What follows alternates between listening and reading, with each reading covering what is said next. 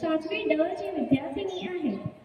हा दिवसाचा सुविचार आहे की यशस्वी होण्यासाठी तुमची यशस्वी होण्याची इच्छा अपयशी होण्याची भीतीपेक्षा प्रबळ असली पाहिजे।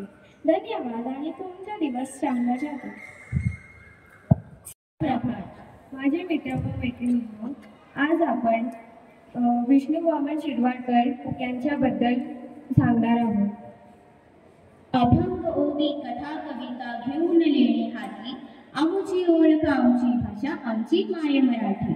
सन्मान्य व्यासपीठ उपस्थित मान्यवर आणि माझे मित्र व मैत्रिणींनो, दिनांक 27 फेब्रुवारी हा मराठी राजभाषा दिवस आज आपण साजरा करीत आहोत।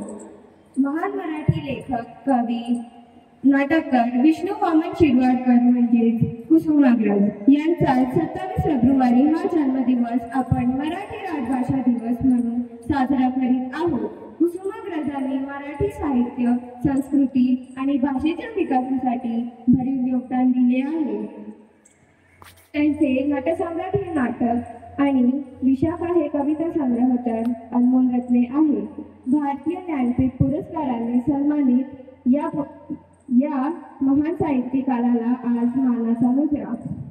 मी देखील खूप मोठा परिच्छेद दिला जाऊ शकतो। जगातल्या इतर कोणत्या भाषेत अशी ताकद असेल का?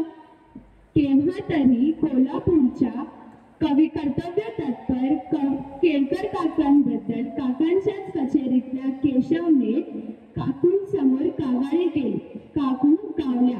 काकूंनी कपाटातून कात्री काढून काकांच्याच कामाची कागदे, कोरी करकरीत कागदे कचाकचा कापली।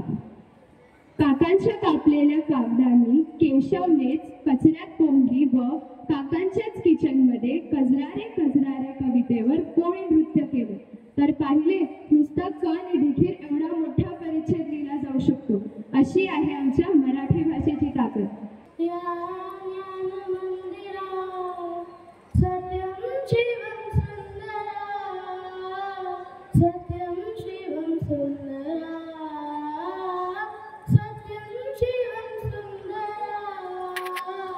सत्यं शिवं सुंदरा, शब्द रूप शक्ति दे, भाव रूप भक्ति दे, शब्द रूप शक्ति